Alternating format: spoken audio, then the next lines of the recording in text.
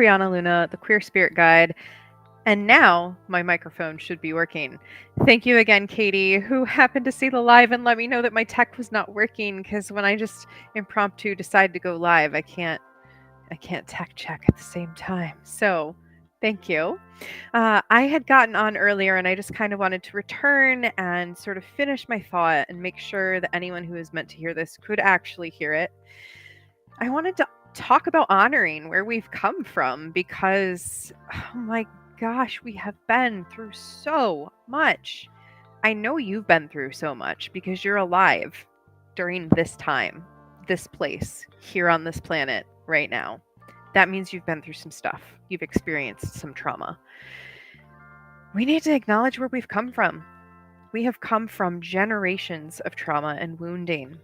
And it's time for us to begin the process of fully unlocking ourselves from being stuck in that old paradigm. And I see that it's time because I see so much collective shadow work and healing taking place right now. I see so many more people than I have ever seen in my entire life doing active shadow work, attending therapy, getting coaching, doing self-care.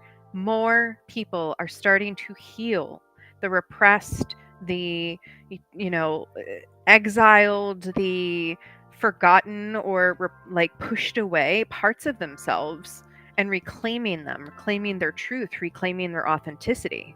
There's so much more of this happening now than I've ever seen. And if we look at history, probably more than in any time in rememberable history, are we starting to speak up against injustice and speak up against the ways that humanity is harming one another. And that's not okay. That is not rooted in any love, any definition of love that is anywhere rooted in truth. That is hate, that is fear, to not fully, lovingly be in the knowledge that every single being on this planet is worthy of love. If you are not in that, but you know that you can be that, you're probably mobilizing into some shadow work right now. I'm seeing so many people beginning to question the truth. Question, is it okay for me to stay in this old way of thinking or being? Is there really only one size fits all? Is there really only one way to be human?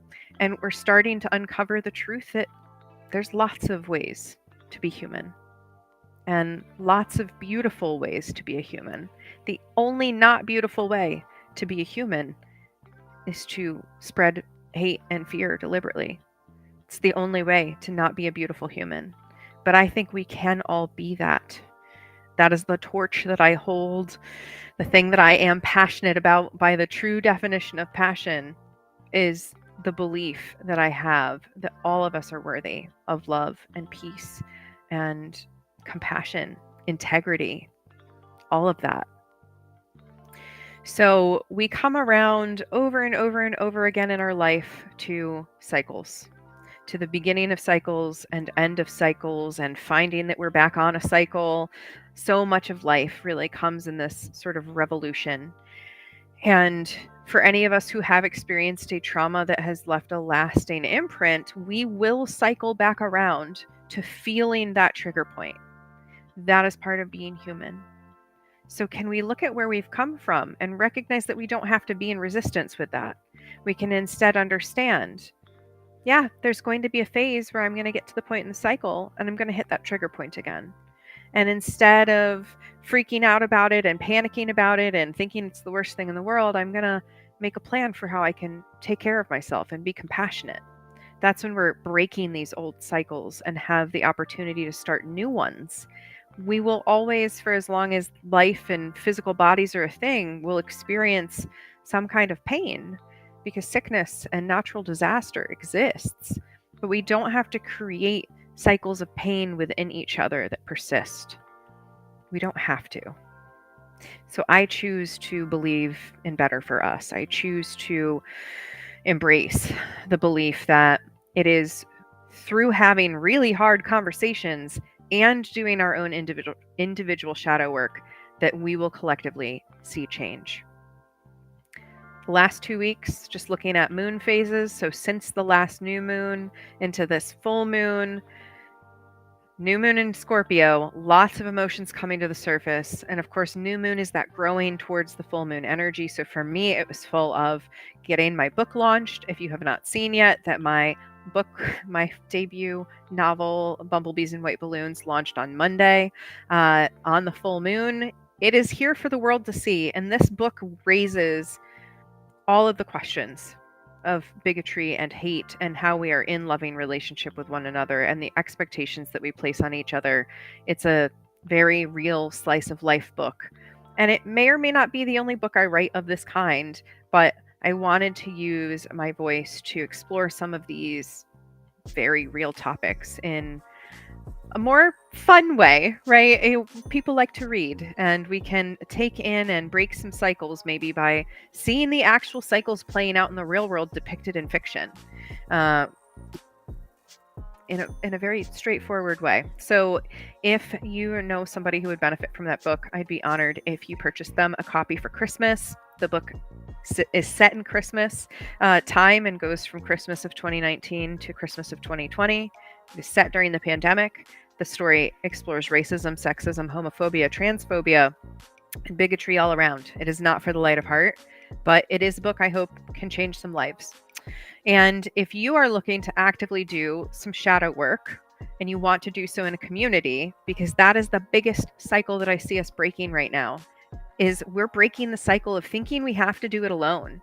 We don't have to do it alone. We get to be in community with one another. And that is the missing element that we have had for so long. And it's the missing element that we really had highlighted for us through the COVID pandemic. No matter what side of the fence you're on with that or what you believe about it, we were divided and we were isolated. And it's time to heal that wound. It's time to come back together. So if you are a healer, or an already established author, or you're looking to make your author debut and you would like to do some real-time shadow work, culminating in being a best-selling author, Shadow Alchemy is for you.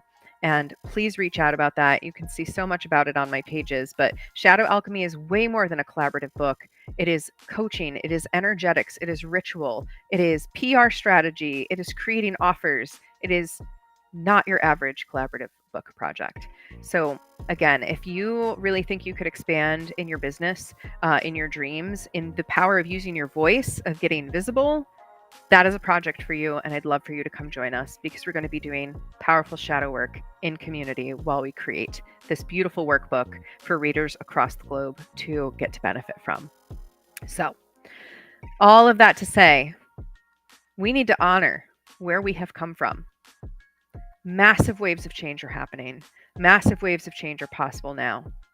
And if we can really honor that we've come from hardship, we've come from generational wounds and trauma, and we embrace those parts of us that experienced those things, we can really step into a new level of collective acceptance, compassion, creativity, collaboration, just good all around.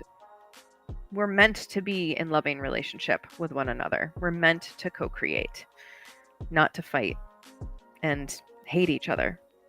It's time to break that cycle. So I'm Safrianna Luna, the Queer Spirit Guide. Thanks for tuning in, and please let me know if there's any way I can support or serve you.